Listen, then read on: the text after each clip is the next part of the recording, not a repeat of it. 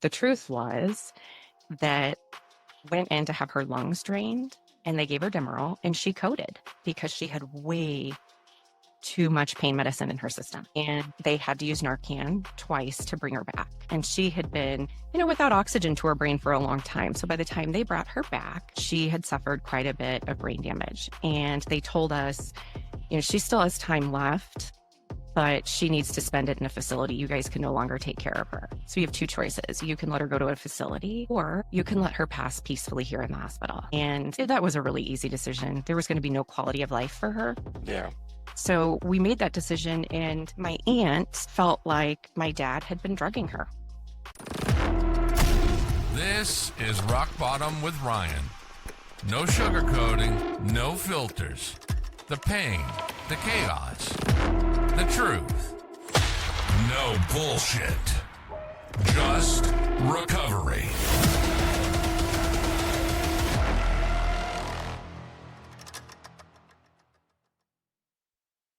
Hey everyone, welcome to another episode of Rock Bottom with Ryan. Just want to let you know that this episode is once again brought to you by Sober Strong Apparel. Sober Strong Apparel isn't just lifestyle wear, it's battle gear. Heavyweight tees, hoodies, and gear for ones who draw a hard line. Clean, sober, no compromise. We rep sobriety like a badge of honor. And every piece you throw on says you're a part of the crew that doesn't back down. Every order fuels recovery with 10% donated to treatment facilities. So you can get amazing hoodies, heavyweight tees like this, hats, banners. I mean, a little bit of everything. It's all incredible quality. I love what the clothing stands for. It's incredible stuff. Don't forget to use the code ROCKBOTTOM, all one word, capital letters, for 15% off. It used to be 10%, now it's 15% off. If you have anybody in your life that is sober curious, in treatment, long-term sobriety, anything, anybody who supports the recovery movement in any way, shape, and form, definitely have them check out SoberStrongApparel.com. Not only is it for a good cause, but it is good-looking clothing, great style, great quality. I just really like representing this brand and love what they stand for. Also, if you're new to watching the show or have been watching the show, don't hesitate to click subscribe on YouTube or Spotify or both. That really helps out the show. Let's get the word out there as much as possible. Thank you for all the support from all of you and really appreciate it. And don't hesitate to reach out and message me with any questions. Thank you so much. Enjoy this episode. All right. Welcome to another episode of Rock Bottom with Ryan. I'm here today with Allie Clark. Allie, how you doing? Awesome. How are you, Ryan?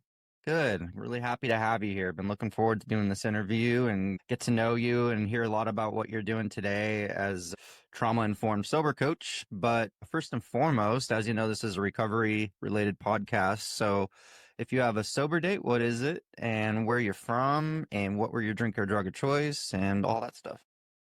Okay, so my sober date is June 23rd, 2017. I'm coming up on 9 years. So excited. Thank you. Thank you. And congratulations to you on 18 months. Thank you. Huge. Thank you. Big deal. Huge deal. Yeah, I know. I'm like, that sounded like an eternity when I first heard about somebody getting 18 months. I'm like, yeah, no. Right? Yeah. You know what a recovery coach told me early on? When you hit 18 months, you're out of the red zone. Yeah. And that's the first thing I thought when I saw your post the other day. I was like, he's out of the red zone. Out of that tough period. Yeah, now time starts to go by a little faster. Thank God, right? So I'm from Kansas City, born and raised here, still live here just outside of Kansas City on the Kansas side. And, I loved wine and Xanax. I mean, started with wine and that was great. And then when I added Xanax on top, a million times better.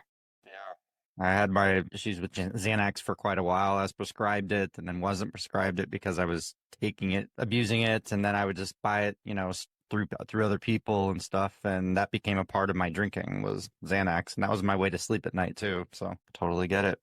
Yeah. Yeah. And mine was prescribed too. And I never ran out of my prescription, which was crazy. And I used a lot of it. So there's a piece to that story we'll get into. Okay. I had no idea just how addictive Xanax was. Yeah. And the withdrawals, horrible. Yeah. Horrible. Yeah. No, I know they're dangerous too. So I totally want to hear more about that as well. So you're from Kansas City, June 23rd, July 7th, or 2017. And Xanax and wine. Okay. So I was very familiar with both of those. So I'm interested in hearing a lot about that. Can you take me back a little bit to what life was like growing up before using? Like, what was your family dynamic and kind of what was life like before you picked up a drug or alcohol the first time? Definitely. Okay, so from the outside looking in, everything looked great. My parents were married, both college educated. They had master's degrees. We had a nice house. I went to Catholic school all my life, and we went to church every Sunday. We belonged to the country club. Like everything looked really good. But behind closed doors, it was a different story. So, which was really confusing growing up because I knew people thought, what a great little family. And I didn't feel like I was growing up in this great little family. And there's reasons why, and I've come to understand that now because of trauma therapy and gaining language around it. I didn't understand it at the time. I just felt like something's wrong here.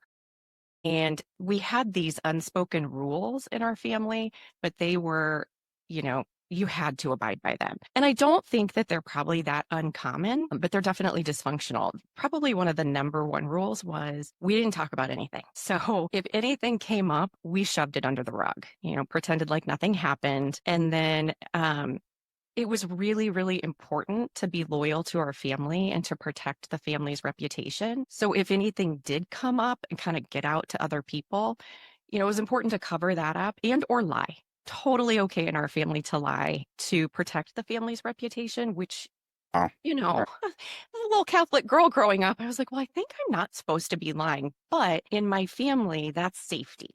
And that was so confusing. So the other thing is we did not air our dirty laundry. So me being on here today, this is awesome because I get to break some generational patterns and cycles. And it's still scary. Still, there's this little girl inside me that's like, is it really okay to talk about this? Yeah. I've heard a lot of people growing up in that like don't ask, don't tell type of household and stuff, and it affects you for life, So it's a tough one. So coming on a podcast and talking about some personal things, I can see why that would be really tough. And it's so healing.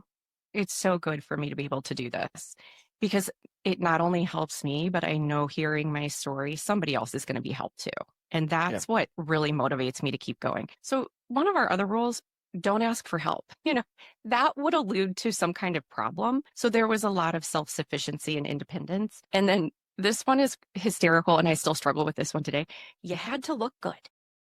That way, nobody could see that anything was going on. So this was not only with my appearance, but also on paper. So I was a super high achiever, straight A student.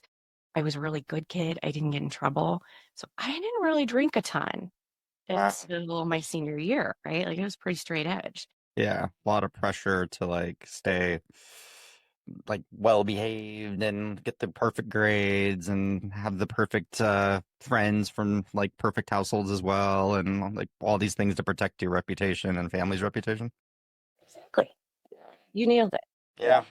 And I think I was blow drying my hair in probably fourth grade, right? I mean, the pressure was on. You really had to have this pretty bow wrapped around our shit show. So I followed suit. And I've learned this is awesome because, again, the language piece is so huge for my brain. I would fawn, right? Fight, flight, freeze, fawn. Freeze and fawn were kind of my go-tos to survive. So I just fell in line and I complied. And that dysfunction in that system, I just want to be so compassionate. It didn't start with my parents. These are generational patterns that have been passed down for who knows how long. So, it's not about blame or shame or anything like that. It's just they were doing what they knew. And my hope is that I can now, thanks to sobriety and all this trauma work I've done, start to do things differently for myself and my kids. Because it turns out breaking these generational patterns is super hard. As a kid, I remember being like, I'm going to do it different when I grow up.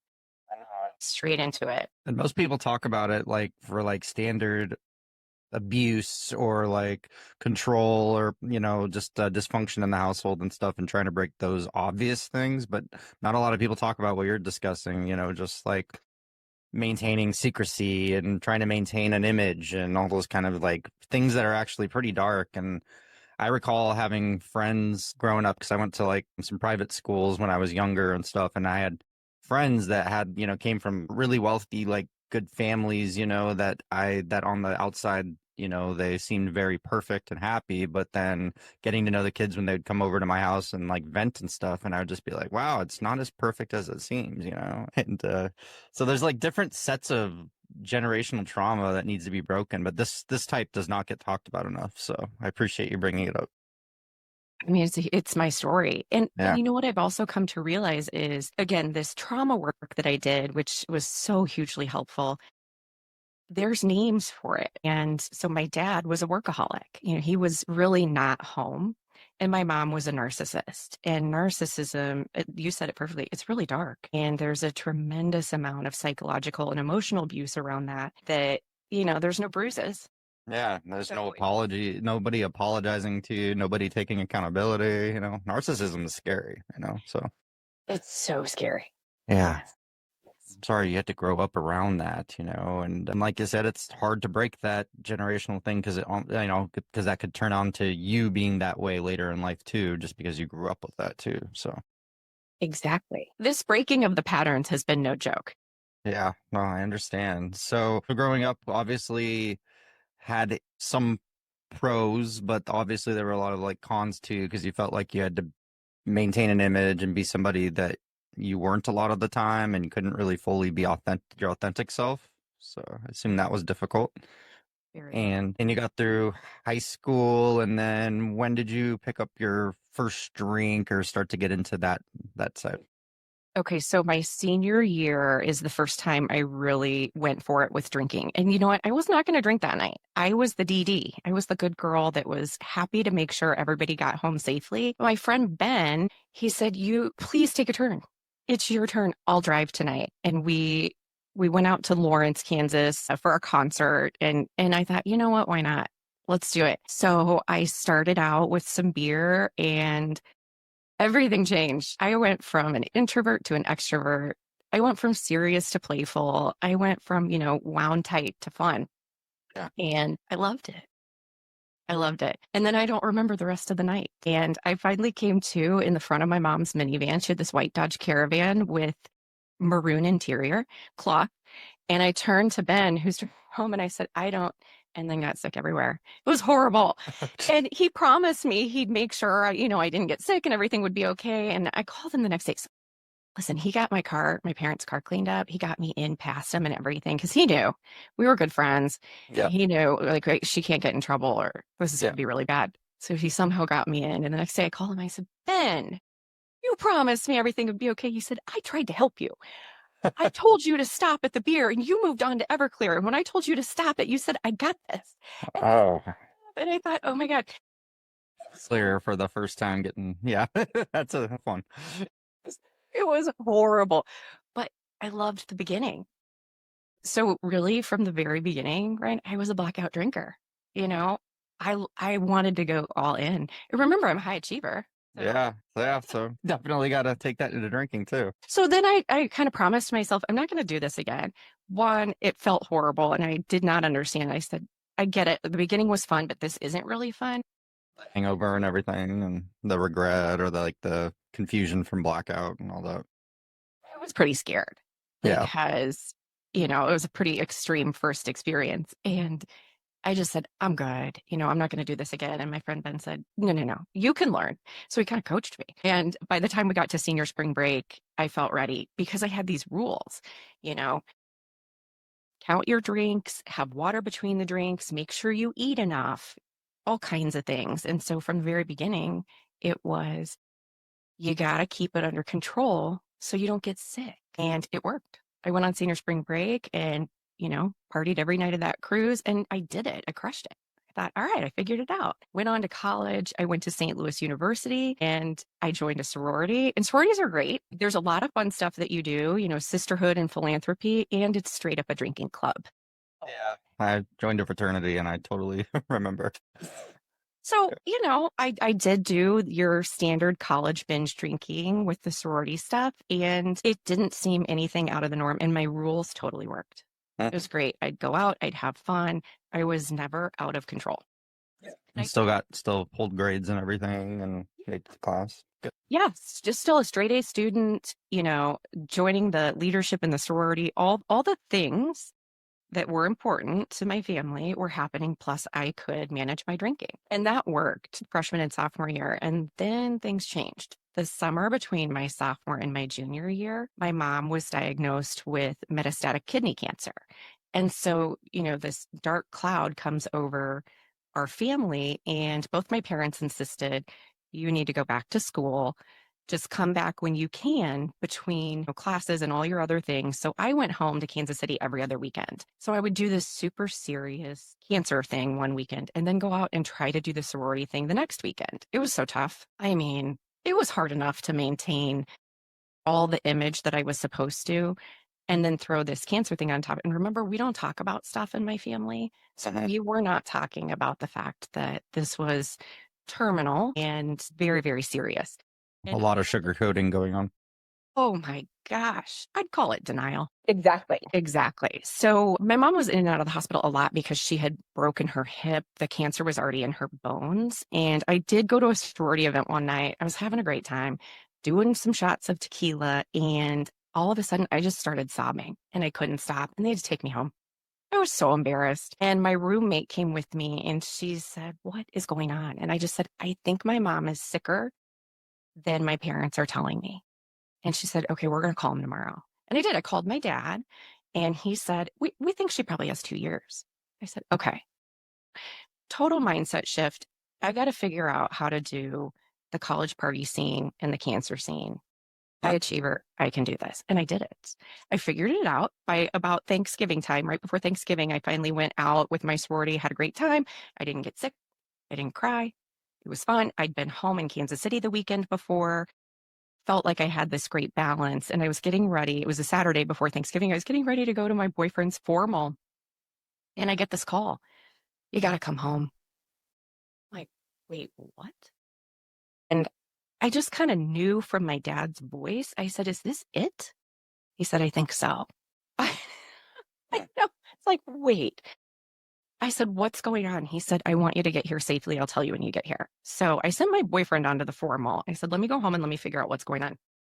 Get home. And turns out this is where, for years, the story that I told that went along with the family story is she was very sick with cancer, took a turn for the worst and passed. And she, short and hard fight.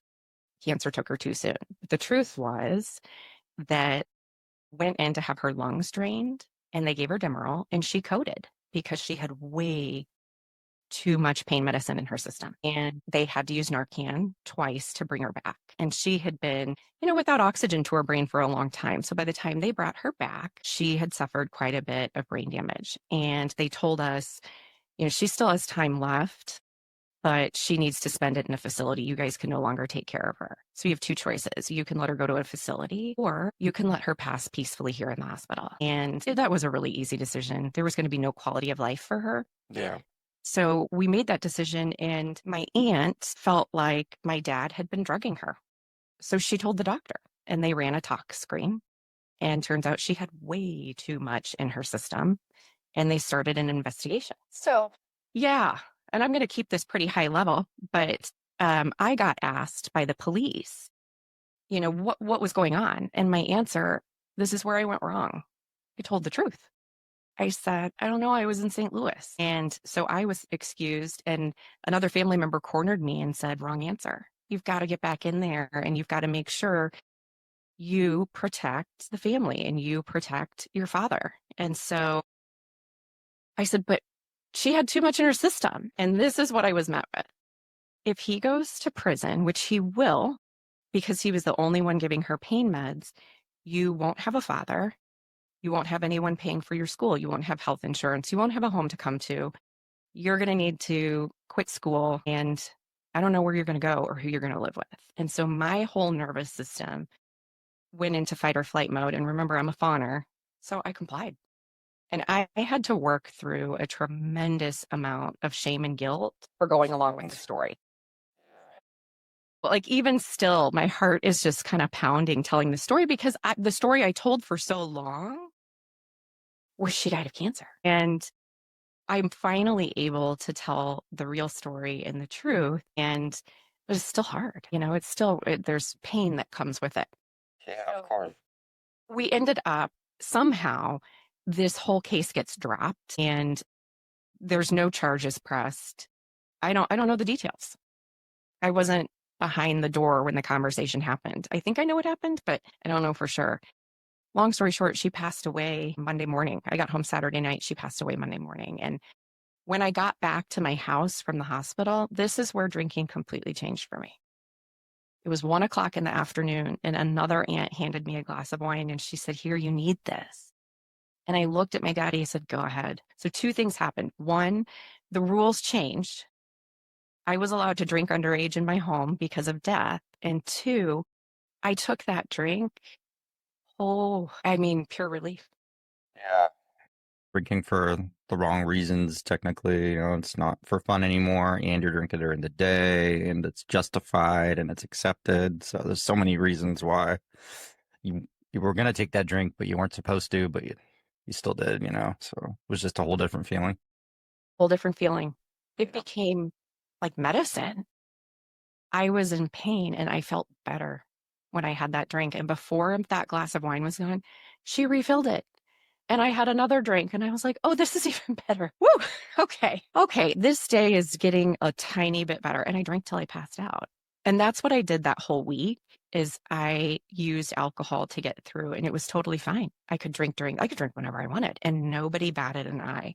And it was Thanksgiving week and it was super tough because we weren't able to bury her until after Thanksgiving. So we had this long stretch. Yeah. Thanksgiving's still, kind of a tough holiday, but I'm bringing back fun and joy and play and honesty and nervous system regulation. So that's a beautiful thing.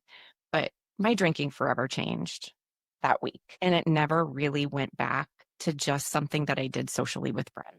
You were around 19, 20 at this time? 20. 20, yeah. Wow. 20 years old. So when you went back to school, did your habits change when you went back to school, like after that? So yes and no. A lot of times I didn't go out because I was so scared I was going to cry. And I was so embarrassed that one time I cried. So I kind of stayed in more than I had before. And I had to really practice being able to go out and follow my rules and not make a fool of myself. I did finally figure it out, but I would say the rest of college really wasn't very fun. So I ended up moving back to Kansas City. I was an education major and got a job in Kansas City. And I started dating Ben, who was the DD that first night I ever drank, essentially my drinking coach. I started dating him and we ended up getting married in 2006. So I moved back to Kansas City. I started teaching. I was dating Ben and my drinking then I feel like became super normal. It was just on the weekends. No big deal, right? We drank with each other. We drank with our friends. It wasn't until I had my first son that things changed again with my drinking. And that was so unexpected for me. And for the longest time, I thought it was my motherhood, that's why my drinking really picked up.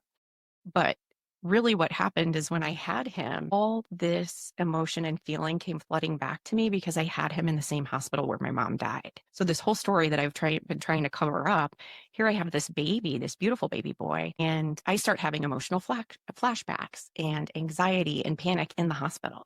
I have no idea what's going on. I have no language for it. I just know I feel horrible. And I feel like I'm having a complete out of control, out of body experience. And I just think, is this what it's like to have a baby? This is terrible. Why do women do this? And I was embarrassed and ashamed. What's wrong with me? This is supposed to be so joyful. And I'm kind of miserable. And the day I had him, family all came in and somebody brought champagne. And as soon as I had the drink in my system, I was like, oh, there we go. Okay, so it changed again. It's not just for loss, it's also for motherhood and hard transitions. And so I get home with this beautiful baby. I'm internally freaking out. not only with these symptoms, but I'm also thinking, what if I'm a mother like my mother? What if I'm like her?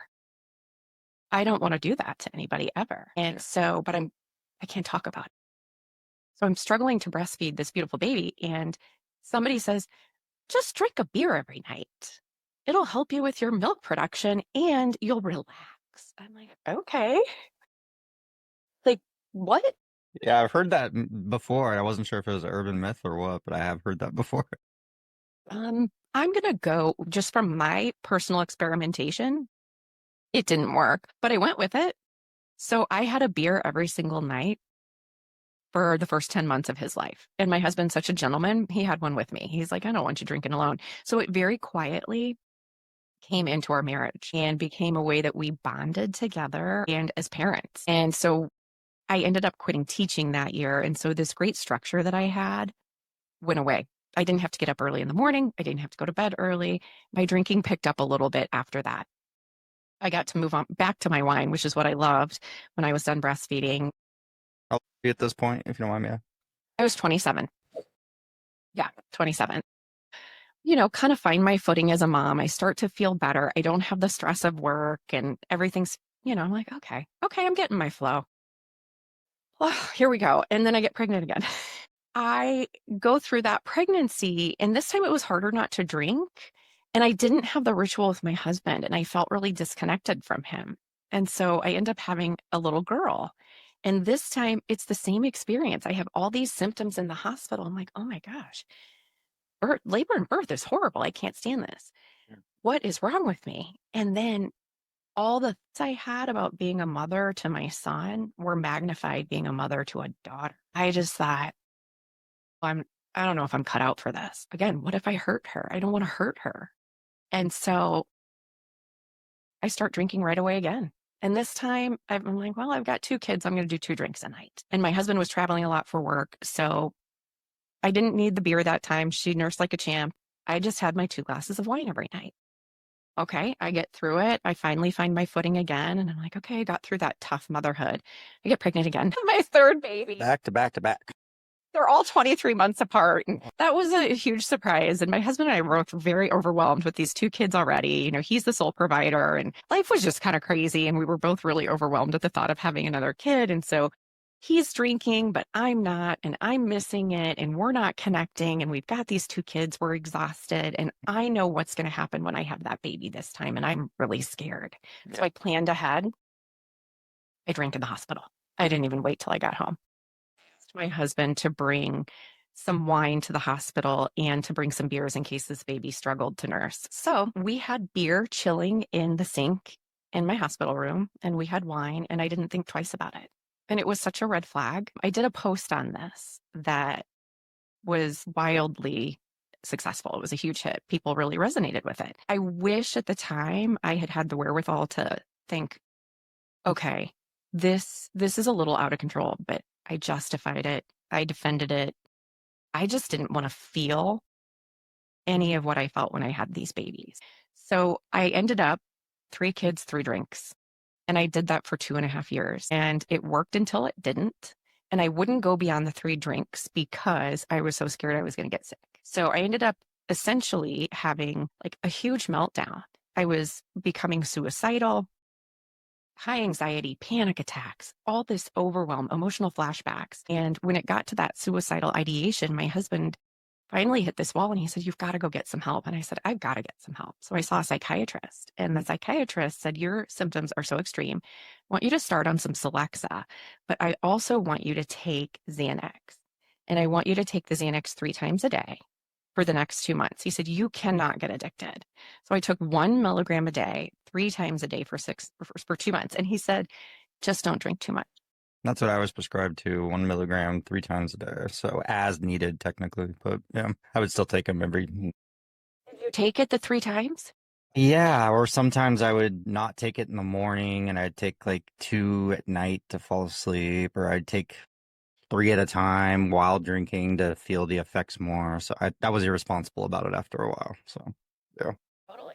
And do you feel like, just backtracking a tiny bit, do you feel like, just based on what you were saying about the 1 drink per child, 2 drinks, then 3, like, seems like everything in your life, you would, even if it was something like drinking, you kept it very structured and organized to a certain way, like almost like OCD type. Totally. Okay. All right. I was just trying to, so I'm sure that added on to like the pressure you put on yourself on a regular basis, I'm assuming. Exactly. Okay. So she put you on Xanax 3 times a day and then Yeah. And I went home and I took the Celexa and then I took that first Xanax pill. Celexa Fine. antidepressant. Yeah. Took, I think I took that before. and that did not work for me. But also when you're using it with alcohol, it's probably not going to work. That's, yeah, all the antidepressants I tried before the one I'm on now, I'm like, never worked. But then they're like, you were drinking on it. So I was like, okay. They never asked, Yeah. hey, how much do you drink? Yeah. Or they never said, this is going to be so much more effective if you don't drink. It just wasn't even on the table. Yeah. And I would lie and say, like, oh, yeah, I have a couple beers a week. I'm like having like 8 to 10 a night, So it's like, okay, I'm not going to tell that to the doctor, though. I had a huge wine glass. So I could say I had one. It's like a half a bottle. Yeah. All right. Yeah, exactly. So when I got home and I took that Xanax with the wine, it reminded me of that same feeling I got the day my mom died. It was like, oh, there's the relief I needed. Mm-hmm. I just needed this too. So I ended up using that for 2.5 years. And when I did go back at the 2 months, the psychiatrist said, you can still take it twice a day. Just don't take it 3 times. If you take it 3 times, we probably need to up your other medication. So I never ran out. I could always space the Xanax so that I could take the pills and drink to try to get the effect that I needed. And I had to coordinate it around preschool and soccer practice and carpool and things like that, which is terrifying. And it was kind of turned into like a reward system, sort of like, okay, after all this is done, I can take the Xanax, drink that wine, and I'm back at my level. Yeah. And if I had to be somewhere and go do something and I couldn't take that pill, just like you said, I would maybe take 2 later on because I was feeling all the anxiety and all of the symptoms. And I really was miserable. I mean, that Xanax quieted everything in my central nervous system, but it never healed anything. Oh, it's temporary relief for sure. Yes. So then I would take, that double dose with the wine, and that just, wow, I was a zombie. And people, after a while, could start to tell. My talking would be slower. Eventually, I would be slurring. I wouldn't make much sense. I'd pass out so much easier. More blackouts or brownouts kind of thing. Oh my gosh. Yeah. Yes, there were times, my husband would be trying to get me up, and I was hard to rouse because I had so much in my system. It was absolutely terrifying. And I remember him saying, this doesn't seem right to me. This medication, I don't think this is okay. Yeah. And I said, the doctor said it's okay. Was he referring mostly to the Xanax, or was he bringing up the drinking as well? Or was he was drinking too, it sounds like. So it wasn't a huge red flag for him, but it was like, oh, maybe it's the medication. Medication. Okay. The medication was the biggest, but I would say the last 6 months of my drinking, so I was 36 years old. This was in 2017. Yeah. We were both pretty terrified. We weren't talking about it, but he was very scared by the amount I was drinking with the pills, and so was I. And I remember at the beginning of 2017, January 1st, I thought, New Year, new me. I got this. I'm going to get it together, and I'm not going to drink as much. And every single morning I would wake up and say, I'm not going to drink today. And every single day I drank. And sometimes I didn't even make it through the morning. I would drink in the morning because I was withdrawing. I was so addicted to the wine and to the Xanax and trying to shove all that trauma away that these symptoms would come up. And I'm like, I can't do this. You were waking up feeling like nothing but anxiety, because I remember like when I would take Xanax at night and be drinking heavily on it, I just remember I'd wake up and my heart would be pounding. I'd feel shaky. I'd feel like, oh, I can't socialize or even associate with the world until I have that first drink. So it got to that point where it's like you had to hair of the dog that bit you kind of thing. Yeah. And that's when it really takes over your life. It's so terrifying because you don't want to be doing that. And you can't not be doing that because it feels so bad physically that to not have it I thought I would die. I mean, that's what it felt like to me. And then I would take that pill and take the drink and I would feel better. So it was so confusing. And I feel like for people who don't understand addiction, like I've had so many people, and not always in a judgmental way, but how could you do that? How could you keep going? That couldn't have felt good. It's like, but it felt better. You hit a certain point, it feels so bad to stop. I mean, I really thought, if I don't have these things in my system, I will die. And the truth is, I may. Yeah, you can die from withdrawals from both of those, Xanax and alcohol, and they're both dangerous. And you can seize up, and it's frightening. So it's like, oh, okay, well, not only do I want to get back on the level, but I also want to avoid ending up in the hospital, And the next thing you know, it just exponentially keeps getting worse. Exactly. Over that last 6 months, I mean, the regret, the remorse, the shame, just I hated myself. I couldn't believe I had gotten to this point. I was too scared to really tell anybody. And people were onto me. They knew something was going on, and people close to me definitely knew about the pills and the alcohol. And it ended up coming to, I hit my bottom. It was about a 3-week bottom, and we drove from Kansas City to Philadelphia for a family wedding. And the day of the wedding, I decided not to take the Xanax and alcohol because I didn't want to make a fool of myself. And people had said, don't drink too much. Yeah. And that was the worst thing I could have done. It's exactly what we just talked about. I felt like I was going to die.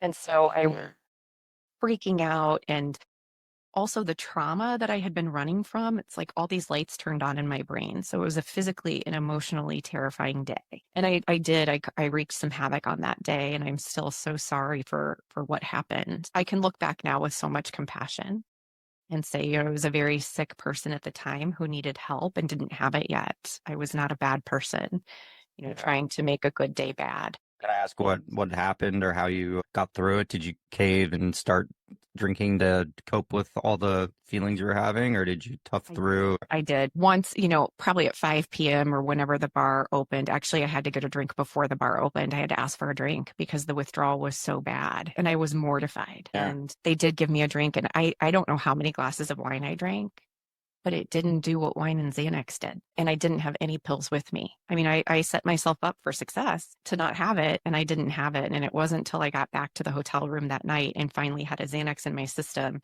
that I didn't feel like I was going to die. And like we said, the withdrawal symptoms from Xanax are horrific. I'm surprised I made it that long that day without it in my system, without having to go to the hospital. Unbelievable. How obvious was it, like going up to the bar, feeling the withdrawal symptoms, pounding drinks back, were people noticing any change in your behavior? I think it was more the desperation for the drink than, I feel like I probably had 8 or 9 glasses of wine, which is a lot. I'm a very petite person. And so it's just this drinking it like Gatorade, and still I felt crazy. Yeah. I think I looked crazy. Were you noticeably intoxicated, or like just not feeling it as well as you wanted to? So were you able to like maintain, good behavior at the wedding at least, or was it just? Exactly. But it wasn't the worst behavior I've ever had either. It was more, I was being overrun by this need for Xanax. And so my choices and my behavior just didn't really make sense. And I was trying to like set some boundaries and do some things that night that needed to happen, but should have happened at a different time.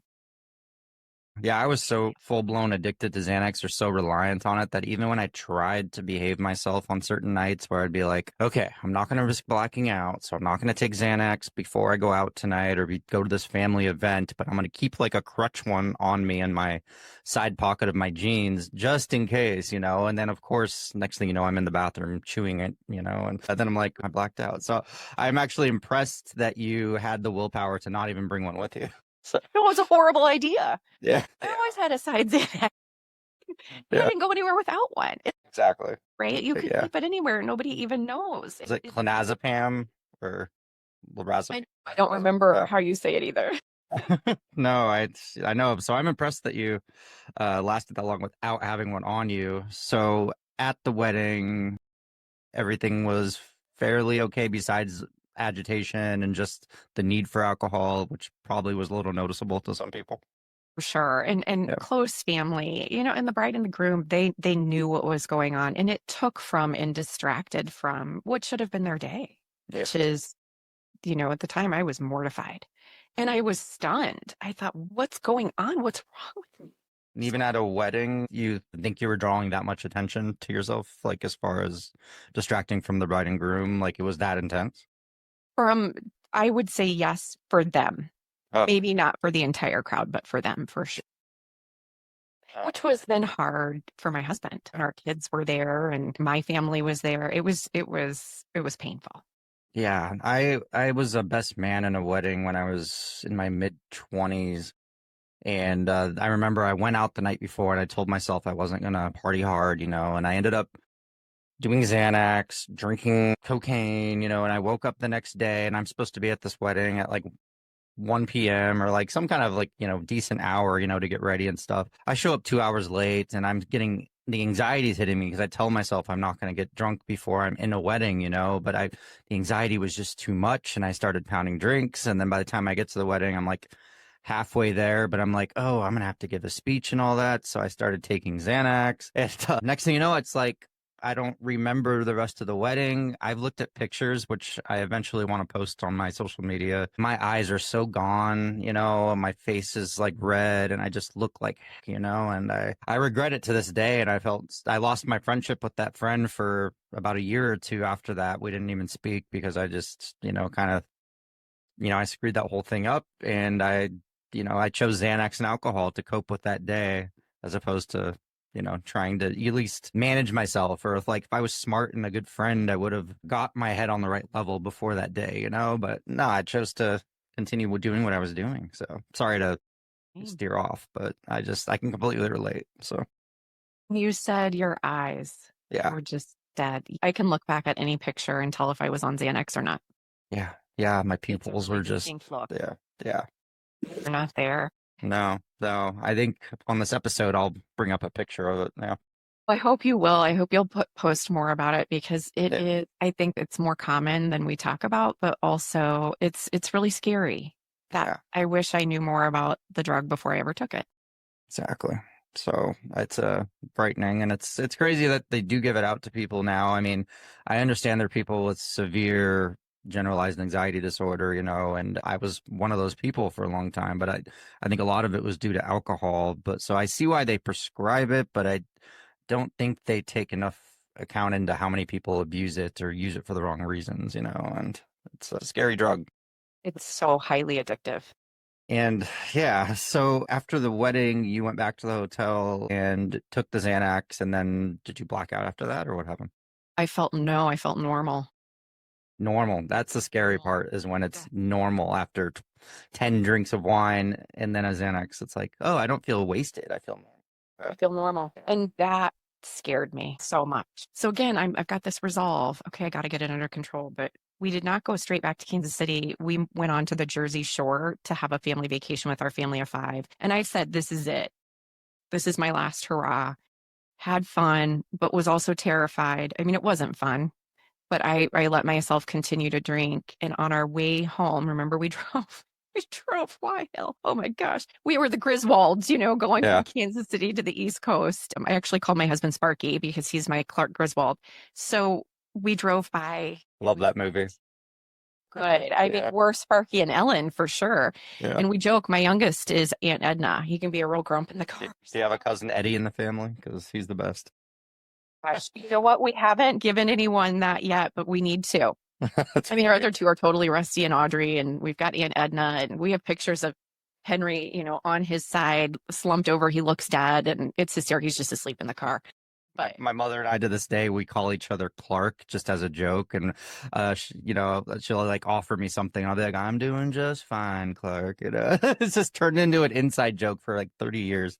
We always said, save the neck for me, Clark. Yeah, I mean, exactly. It's so good. Classic especially around Christmas time. Yeah. We're all about it. Exactly. I love that you guys have that. Yep. The Griswolds, we travel back to Kansas City, but we stop in St. Louis. I wanted to show the kids my college campus. We'd never been. Okay. I mean, horrible. Every trauma box I'd taped closed opened up. And so when I came home, I knew I couldn't keep doing what I was doing. And I knew if I stopped, I was going to have to face the reality of what happened. And I both sounded horrid. I don't want to do either. And so I picked what I thought would be easier. I thought, I give up. I'm just going to keep going with the drugs and alcohol, and I'm just probably going to die. And so I crawled into bed and I drank and used Xanax for almost a full week. And I really didn't get out of bed. It was so scary and so sad. And Do you think you were consuming? Because it's like looking back when like years prior to when like 3 drinks would do the trick, and now you're realizing you're drinking 10 and 10 plus, and it's still barely making you feel normal. I mean, was that starting to like hit you? totally. And here's the thing, I don't know how much I was drinking because I was drinking boxed wine. I didn't want any evidence of how many glasses I was drinking, and I couldn't tell. There's like 34 glasses in those boxes. So, yeah. I was going through the boxes so fast that scared me too. And I couldn't put them all in the trash because my husband was going to see, and he already knew things were bad. So I started hiding them in my closet. That way I didn't even have to go to the kitchen. I could just stay in my room and drink. And Gosh, this is like exactly what you were mentioning on the message you sent me on Instagram. I'm like, I was flattening the boxes and putting them under my mattress. That's how bad I got. Just to like, and then all of a sudden, recycle day, I would have the stack and then just be like, okay, I'm gonna put them all in.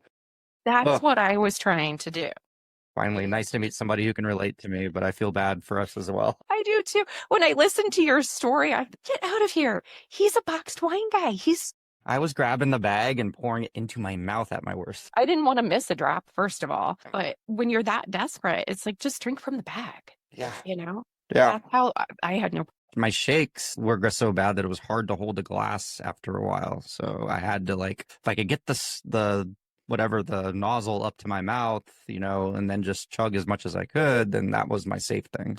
So sad looking back at it. Sorry to keep interrupting, but No. it's crazy Yeah. talking to somebody who went through the box wine thing, because that's when it really gets bad. It gets so bad. I was doing exactly what you said, which is, taking the empty boxes and flattening them, and I was going to put them out on recycle day. And I didn't get that far because I didn't end up flattening them well enough, and I put them in a bag up in and my husband and I had separate closets, but I put them up in this bag because I thought he's going to see them down low. Also, I wasn't thinking straight at all. And my husband is 6'7", and he saw me going into my closet so much. So he finally goes in there and he sees it. And the gig was up. That was his final straw, was me hiding it in the closet. Now, had I been hiding it otherwise and at other times, yes, but not like this. This was the worst of the worst. So I knew he'd seen it. I knew he was mad. I knew the gig was up. And before any more could go down, I called one of my best friends. He stormed out of our room. He said, "I'm too angry to talk to you," which was a good decision for him to make. And I called my friend Susie on FaceTime sobbing. And I said, "Oh, I'm going to choke up a little bit." I said, "I need help. I can't stop drinking, and I'm taking Xanax, and I can't stop." And Ben's so mad at me. And she didn't skip a beat. She came right over. She's a social worker. She got me out of bed. She showered me. She fed me. She got me back in bed. And then she went to talk to my husband, and she said she's got to go to medical detox. No ifs, ands, or buts. Like, this is very dangerous. And so he talked to her, and then he talked to a recovery consultant who helped him essentially come up with a one-man intervention. He didn't involve anybody else, but he came to me and he said, "If you take one more drink or pill, I'm going to take the kids and leave." That's Okay. powerful. And I knew he was serious. He was kind, but he was very firm. He didn't shame me. He didn't make me feel like a bad person. He just said, "I'm done." One of the first things that goes through your head is the withdrawals I'm going to have to go through and the suffering if I don't have another. That would be the first thing that would go through my head at the time. Like, I wouldn't be, that my selfish side wouldn't be thinking of all those consequences. It would be thinking of like, how am I going to get through this difficult stage, Right. Well, I ended up, it took me about 2 days to agree to go to medical detox because I really wanted to taper on my own. Yeah. This is not going to work, and it's a bad idea. But he gave me the space that I needed to come to the conclusion myself that I was willing to go to detox. And what happened was I ended up going to Target, and I'm technically on the Kansas side. So I went to the Target on the Missouri side, probably to get a drink, even though I was told not to take a drink. I was withdrawing. And I drove by this place called First Call. And I knew about this from another friend whose husband had been struggling. And I remember her saying, like, "You can call them for anything with addiction." And so I called. And the first thing they said to me was, "We are so glad you called. It's so hard to reach out to us. Thank you for calling us." Everything changed. Oh my gosh. Okay. These people are so nice. And they gave me an option of where to go. And it was one of the places my husband suggested. So I said, yes, I'll go there. And I ended up at a place called Cottonwood Springs. And I said, I need two things before I go. I need one final drink and I need to say goodbye to my kids. And so I packed a bag and I had one huge glass of Kim Crawford. That was my favorite. Drank it like Gatorade, like I always did, said goodbye to my kids, and he took me to Cottonwood Springs. Now, hysterically, remember, I got to look good. So I put on what I think is a great outfit to go to medical detox. I put on this blue athletic top and this white tennis skirt, and I walk in, and it's the middle of summer. It's June 22nd, 2017, and they're doing my intake. They hand me what appears to be a kindergarten sack lunch of an Uncrustable chips and applesauce. What is this? Ate it. One of the best things I'd eaten in a long time, because turns out I really hadn't been eating. I start to withdraw. I'm cold. I'm like, oh my gosh, I did not dress warm enough. I asked if I could have a sweatshirt, and they said, we're going through your bag right now. Wait, what? Okay, they finally get me out of the intake. I still am asking for a sweatshirt. They won't give it to me because they're going through my bag. And I walk by, they're cutting all strings off my clothes. What in the world? And they said, we have patients that are a suicide risk. We can't have that. I thought, okay. I go into my room. There's no door. The bathroom's a half door. Everything gets locked up. I mean, I was scared. Jeez. So I turned to the lady and I said, excuse me, do I have a roommate? She said, well, you do. I said, could I get my own room? She said, no, that's not how I we tried that operate here. too. Yeah. Like, this is not a hotel. So I keep asking for my sweatshirt. They're not done with my bag. And finally they said, just, you're going to class. Go to class. I thought, what? What do you mean I'm going to class? So I go into this room and this guy comes up to me and he said, are you the new nurse? I said, no, I'm a client. He goes, did you just get off the courts? I said, no, I don't even play tennis. He said, why are you wearing that? And I just looked down and I started laughing. I said, I have no idea. I am a total fraud. Just started laughing.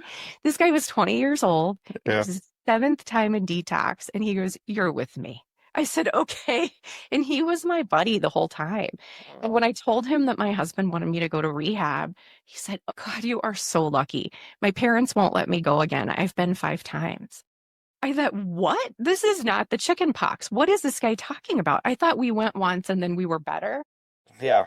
He just laughed at me. He said, you are so clueless. And I was so clueless. He said, here's the thing. You can go home and you can try to do this yourself, but good luck with 3 kids in the summer. He said, plus you told me you and your husband drink all the time together. He goes, that's going to be tough. You go to treatment, you're going to get 30 days where you can't access alcohol or Xanax. He goes, I don't know what you're thinking. All this clarity came in. I said, okay, I'll do it. I called my husband. I said, I'll go to treatment. And I did. I ended up going to treatment in Colorado, in Estes Park, at Harmony Recovery. And it was one of the best decisions I have ever. Same. I did 45 days in a place in Idaho, and it was, haven't had a drink since the day I walked in. So it's life-saving, and I don't want to be the people that it takes more than once or 2 or 3 times. That's fine. But I just wanted it to be a one and done situation. And it sounds like you too. I think I saw all these people come in both at detox and in rehab. And, it wasn't their first time. And I realized how serious it is in the first place, addiction, but then also how serious I needed to take my recovery. So I took all the energy and effort that I had been putting into drinking and using, and I thought, I'm going to put it straight into recovery. And that did not fail me. What happened too when I was at treatment was they took us on a little field trip up the mountain one day, which I was so irritated. I truly said to them, I am not paying $800 a day for you to take me up the mountain in this white van. I need to be learning what I need to do to stay sober. They're rolling their eyes at me. They're like, this lady, who does she think she is? We get to the top of the mountain, but I'm following directions. All of a sudden I look around and I just start crying. And this tech sits next to me. He does not interrupt my crying. He lets me cry. He puts his hand on my back when I finish and he goes, isn't it beautiful? Oh, I cannot believe what I've missed. Amazing how many like people were kind of coming into your life right off the bat, like the 20-year-old guy just coming in and had the way he greeted you and like, just like bringing you some kind of comfort and warmth and also opening your eyes a little bit. And then this guy kind of comforting you and letting you get your emotions out. Like these are really powerful situations. So, And he said to me, if you like this, there's more if you stay sober. And I turned to him and I said, are you sure? He said, well, I've been doing it 8 years. If it wasn't that good, I wouldn't still be doing it.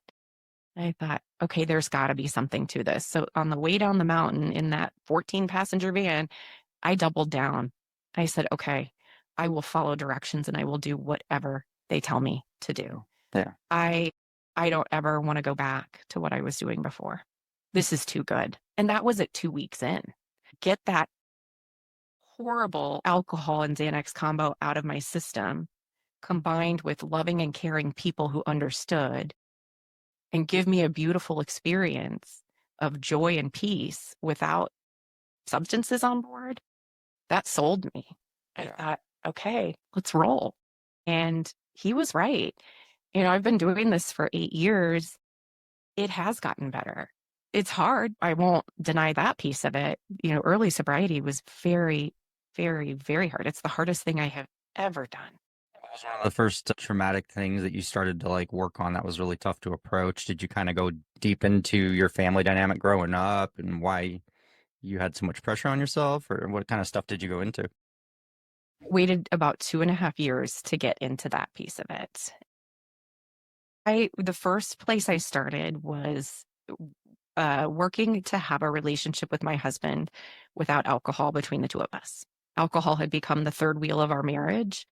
And he came to the family weekend and he was so supportive and very proud. And when I got out of rehab, I wanted him to see me and he wanted me to see him.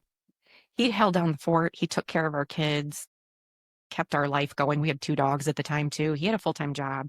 He crushed it. And we couldn't understand what the other person had been through. So we really had a hard time at the beginning.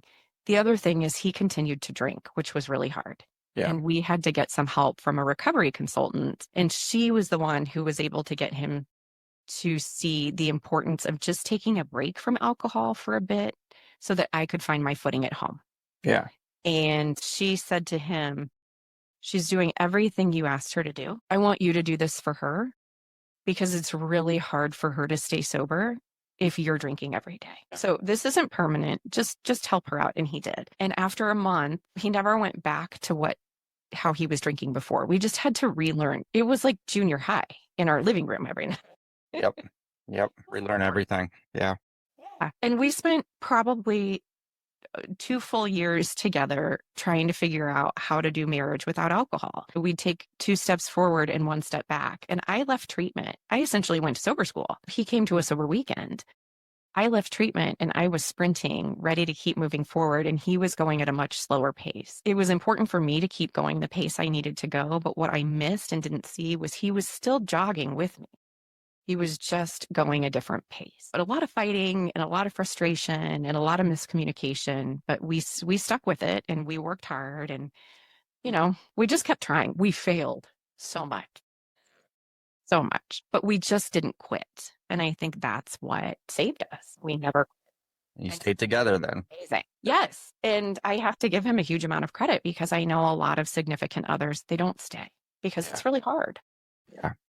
Yeah, it is. I had similar experience back when I was married. We're divorced now, but we were always on different trajectories on who was working on their sobriety and who wasn't. And we were just on it was very lopsided. I was not ready to get sober. She went to treatment, came back, and I continued to drink, and I'm guilty of that. And so I totally understand, like, if you're not on the same page, it's really hard to align, It is. And I think today, hindsight, we can both look back and see we wanted the same thing. We just needed to each be on a path that worked for us individually to be able to eventually get on the same path together. And now I would say, he's the number 1 person on my dream team. He's my biggest fan and my biggest supporter, and he's incredible. He's incredible. It's so cool that it worked out and you guys ended up jogging at the same pace eventually. You just had to work at it. We did. We did. And, and it's a marathon. So that's the thing neither of us expected either. We thought we'd come home and everything would be just fine. Well, no, pretty much everything needed to change. A lot of work to do, for sure. So how... Family stuff at about 2.5 years, what happened was I felt better for a while, and then I started to feel worse. And it turns out it's because I was coming out of freeze. I'd been in freeze mode for decades because of the narcissism. And I ended up seeing a trauma therapist, and she helped me again with language. I have complex PTSD from growing up in a narcissistic household. So all these symptoms that I was using to soothe, or using alcohol and Xanax to soothe, it was complex PTSD. So I have this name, I'm understanding the symptoms, and then I started to learn what I could do instead of reaching for Xanax and wine. I went to AA, I worked a great program, I did all the steps, that was helpful, but I needed body-based tools to help me feel better and safe. And that's where trauma therapy and somatic nervous system work made all the difference in the world. Now I feel really good. It's awesome. But I worry if I hadn't done that piece of it, I may have gone back to a drink or a drug because of the emotional flashbacks, because of the panic, because of the anxiety. I just didn't know what was going on. I didn't have language. How long did you work with that therapist then to kind of get through that? 3 years. 3 years. Wow. Yeah, it was a lot. It just so happened to start when COVID hit. And so I actually had the time and space to work on it. The other thing that happened because of COVID is I got space in some of these relationships where narcissistic dynamics were part of it. And what I came to realize is I had all these other relationships mirroring the relationships of, what I grew up in. And that space gave relief. And when I would go back into the relationship, I thought, oh, whoa, what's going on here? Because you're so much more aware of everything now. So, yeah. So the timing of that was almost perfect, just maybe you needed that 2.5-year delay. COVID hit and it was just like, all right, now I do have time to kind of reflect and actually focus on myself. And then it opens your eyes to all the situations that you're not seeing every day anymore. I really needed that strong foundation of sobriety first so that I could have the capacity to do the trauma work, to deal with what happened, and to also build up the nervous system capacity to be in that ventral vagal green zone of feeling safe again. Because the truth of the matter is I felt safer for a long time in narcissistic dynamics because it's what I knew. It's how we said it felt normal to be with the alcohol and Xanax. Well, it felt normal to be in these dynamics. Today, normal is, totally sober from all substances and extremely low or no contact in narcissistic relationship dynamics. Exactly. Mm-hmm. Yeah. All healthy relationships now. Right. Which that's the work it turns out that I needed to do. And that's been a lot of deep work. And I've had to really pace myself again, so that my nervous system can manage what comes up without feeling like I need that drug or drink to cope. Yeah. So sometimes I have these big revelations and then I've got to take a break. Yeah. And it's a good example of like a lot of people getting out of treatment and stuff. They try to fix and understand everything so soon, but at least you were able to space out a lot of these things and work on them in a process, like an organized process, where you actually could work on things step by step as opposed to, okay, I'm sober. Let's address all the trauma I went through. Let's, it's like, I'm 18 months sober. There's still things that I'm putting off working on still. So, but for a reason. So I totally get it. Fully support you in that.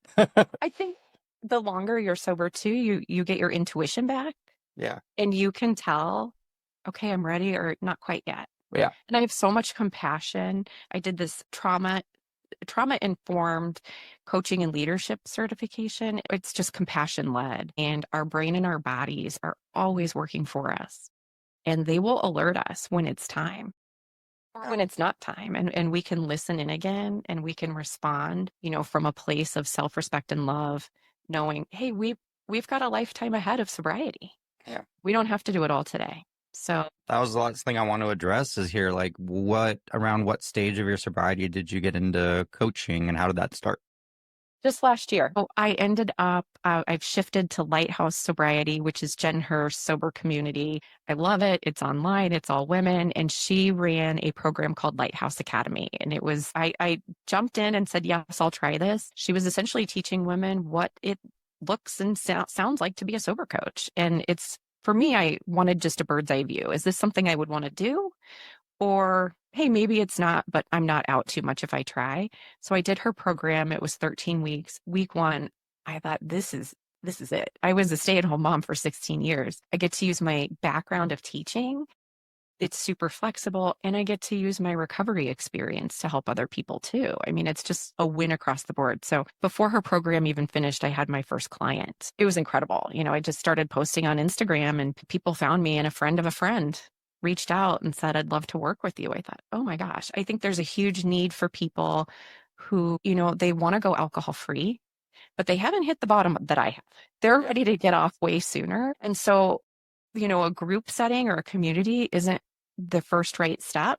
Maybe just one-on-one coaching is. And that's the gap I'm hoping to fill is, for women who that's not where they are. They don't need detox treatment or a community. They sense it becoming a problem if they continue on that path, though. And they're like, okay, I'm going to reach out to Allie. Maybe she can intervene in a more, slower, acceptable pace. Exactly. Okay. And from there, I work with women to try to help put their dream team together. What else do you need? Do you need detox? Do you need treatment? Do you need a community? Do you need therapy? Do you need somatic work? Do you need couples therapy? But if you can get a dream team around you and your alcohol-free lifestyle, you've got the world in front of you and you've got a beautiful life waiting.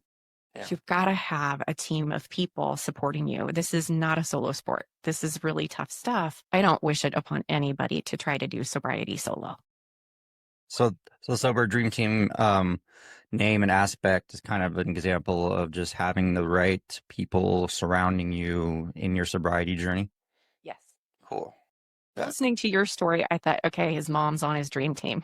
Oh, yeah, she went to my first meeting with me, when I'd gotten out of the hospital prior to going to treatment because I had a relapse, but she went to meetings with me and she got sober and stayed sober, and she didn't realize that she had a problem that she wanted to work on. I know she had issues with alcoholism, but not enough to want to quit during those days, but she ended up quitting with me and became a part of my dream team, and she's been sober longer than me now. So she just got 2 years, and I ended up having after 3 months of sobriety, a relapse. And then that's when I went to rehab 18 months ago, but she stuck with me. And so she's been a huge part of it. And we chair meetings together. I think you've probably seen my other posts with my 89-year-old friend, Mike, who is a big part of my recovery. I pick him up every day and drop him off, and we talk on the way to the meeting. So he's probably a part of my dream team too. And I have a guy that I meet up for coffee every Wednesday, and we talk about everything that's going on in the week. And he's not my sponsor, but he's just somebody that I meet every week, and we talk about healthy things, spirituality and how life's going, So now looking at the Sober Dream Team part, I'm like, I do have one around me. Okay. And see, it can often happen very organically. Yeah, it's pretty cool. And then you can also choose to, hey, I want to expand my dream team. I want a bigger team than this. Exactly. I like this. My youngest son, so he was 12 at the time, huge basketball fan, said, I think I want to call this the Sober Dream Team. He did not skip a beat. He said, the 1992 Olympic basketball team has nothing on you, Mom. Exactly. Larry Bird, Michael Jordan, Scottie Pippen. I know that whole roster. Yeah. And nobody could beat him. And that's my concept with sobriety. If you get the best of the best people in your corner, unstoppable. Will be unstoppable. The narcissism piece, I just got certified in narcissistic abuse too, because it's my story. I'm not a narcissistic abuse coach, but I can hold space for women in sobriety who have experienced narcissistic dynamics, and I can help them, because you do have to tailor your sobriety a little bit differently in those relationships. And sometimes you can't go no contact. You do still have to be in contact. So it's a place. My youngest also keeps using the word niche incorrectly, but I keep telling him, no, my niche as a sober coach is to help women who've experienced, narcissistic dynamics as well. And it's from a very compassion-led, nervous system, body-based place. Yeah. And you're right. Not everybody has the luxury of being able to space themselves from that narcissism right off the bat or at all sometimes, because they're in a relationship with somebody that they are, hoping can, adjust themselves or change. And narcissists are really hard to change, as you probably know. So it's like, it's not easy for everybody, but yeah. No. And the truth is I wouldn't expect them to change. I would say if you want freedom and relief, when you get your agency and power back in the dynamic, you start doing differently. But step one is sobriety. If you're under the influence with a narcissist, you've already lost power. Exactly.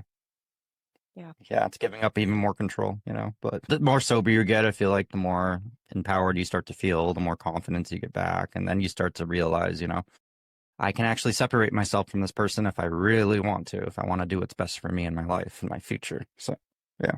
Exactly. If you can give up drugs and alcohol, you can let go of relationships that hurt you too. All of these things at the end of the day hurt us. And if we're going to make the bold and brave decision to be alcohol free, let's feel good. Yeah, exactly. So if somebody approaches you, they can approach you for narcissistic abuse, your narcissistic abuse specialist, and they can approach you aligned with sobriety, or is it going to be separate? I align them both. And part of that is because for a while, I was doing AA.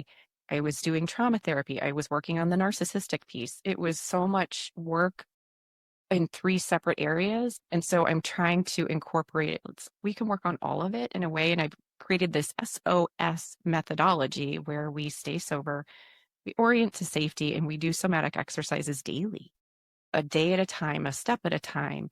We keep moving towards safety and freedom across the board. My big thing is clarity is the lifestyle. We want clarity mentally, and we want clarity in our relationships. Clarity is a hard place to be, but it's not any harder than being in the fog. It's actually easier. Is the length of the process working with somebody just varies person to person? It's 100% what they're up for. I do a minimum of 4 months because it's what I needed. It was very slow and steady. Overwhelm our nervous system or our brain in any way. We want to make it that, almost like medical detox. It was a more pleasurable experience to detox with meds and under the safe care of another person than solo. And it's the same concept. We want it to be, as easy and smooth as possible and not to feel too bad. If somebody approaches you, what are like the initial questions you ask to kind of know that that's somebody you can work with? The first is, are you open to being alcohol free? And a lot of women already know, yes, 100%, I'm there, I'm ready. And I usually say, that's awesome. And it's okay if you get data points. It's okay if you come in and have another drink again. You're still learning. You don't have to come in and work with me and never drink again. That soothes their nervous system right away, especially if the woman's a perfectionist. And then I do ask about narcissistic relationships, and almost always there's a yes. And I say, we wait on that. And there's a huge sigh of relief from people. They don't necessarily want to start there. So the biggest thing is, are you willing to just look at your relationship with alcohol? Yeah. And then we can go from there. But I do the alcohol relationship, then nervous system work. Then when they're ready and when truly they're leading the way with that, then we can look at the narcissism stuff. Oh, okay. So there's a specific order as far as like comfort levels and everything. Okay, that makes sense. Okay. And a huge piece of it is being able to build trust with each other. Yeah. There's so much trust lost in narcissistic relationships that they need to see that I am consistent, I'm safe, I'm compassionate, I'm non-judgmental. Yeah, people come in very apprehensive and reluctant to like trust everything that you're going to teach them and guide them in. And it's like, because, when you're a victim of any kind of abuse, emotional or physical, it's like you come in with your guard up, so. Exactly. Yeah. One of the things to learn is we don't trust people from day one moving forward. Trust is earned and trust is built, and they practice it with me from day one. That's great. No, that's really appreciate what you're doing. It's incredible. And you've been doing that for about a year. And are you working with women or men and women? Just women. That feels best for right now. Yeah, no, totally understand. We'll never say this is what I'm doing always moving forward because I really don't know. But right now, just women.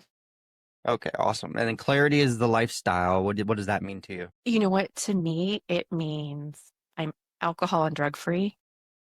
I'm living honestly. And I'm in healthy relationships. It's amazing.